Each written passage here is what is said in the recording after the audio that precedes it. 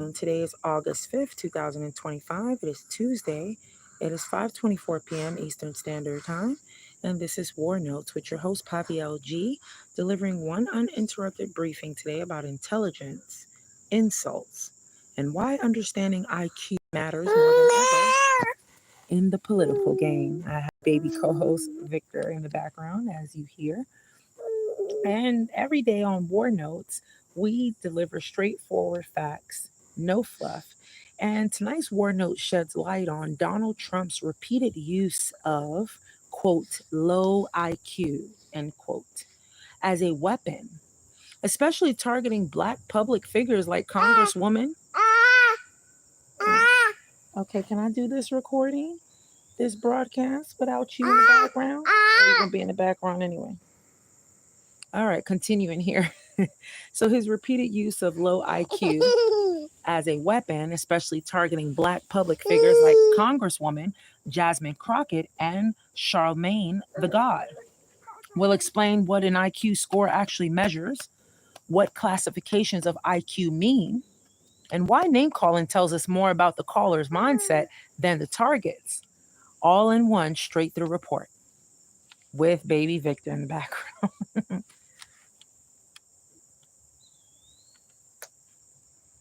Over recent weeks, former President Donald Trump has launched repeated insults, calling Jasmine Crockett a low IQ person, end quote, and blasting radio host Charlemagne the God as a, quote, low IQ individual, end quote, and a racist sleazebag, end quote, after Epstein-related criticism. Critics note that these attacks echo long-standing patterns of demeaning Black voices by questioning their minds.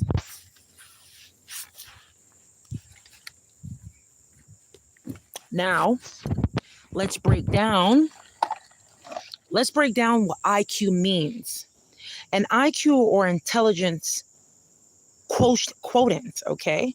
So an IQ stands for intelligence quotient, or quotient, however you want to pronounce that.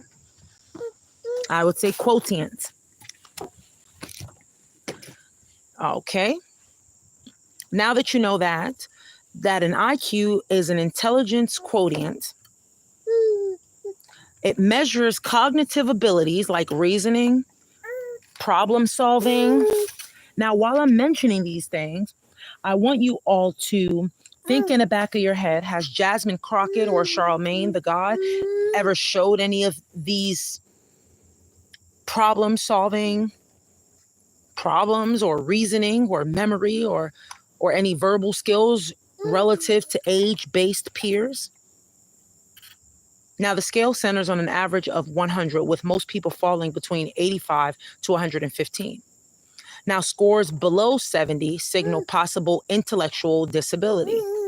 Scores above 130 fall into the gifted genius range. Okay? Let that sink in for 1 second. As you guys hear, I'm multitasking here with a baby in my hand as we do this reporting. However, I'm very transparent, so it is what it is. I'm a mommy. Now, here's the standard distribution.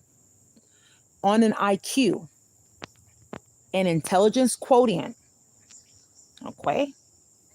If you're 70 and below, that's very low. 2.2% of population are below 70 as far as IQ.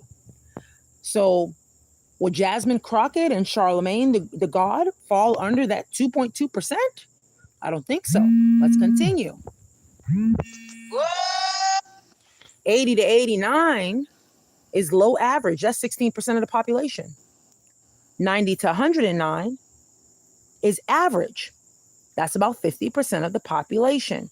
80 to 89 is a low average, and that's 16% of the population. I apologize. And 90 to 109 is average, which is 50% of the population.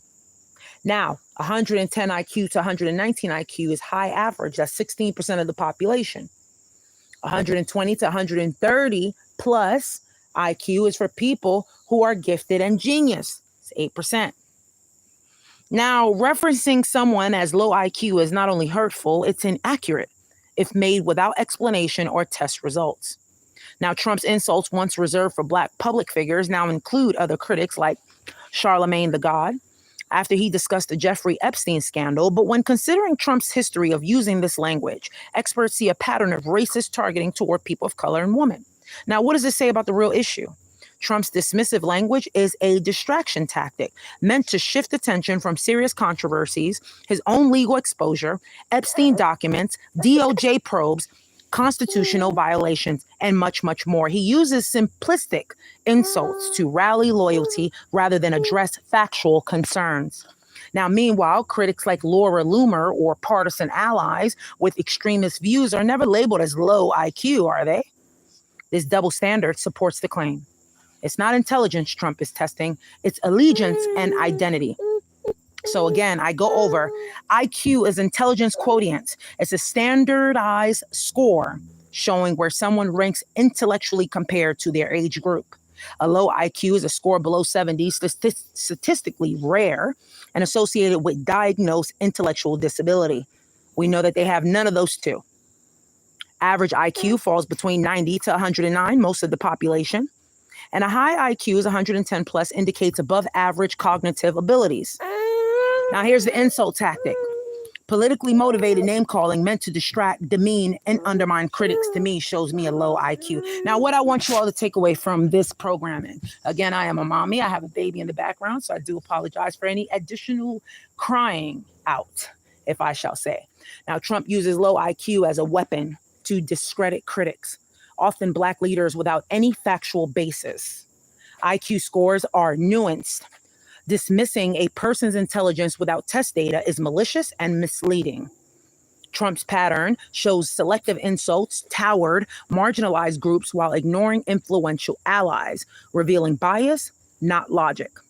Real intelligence isn't determined by insults, it's shown by competence, empathy, and integrity, areas where Trump consistently fails scrutiny.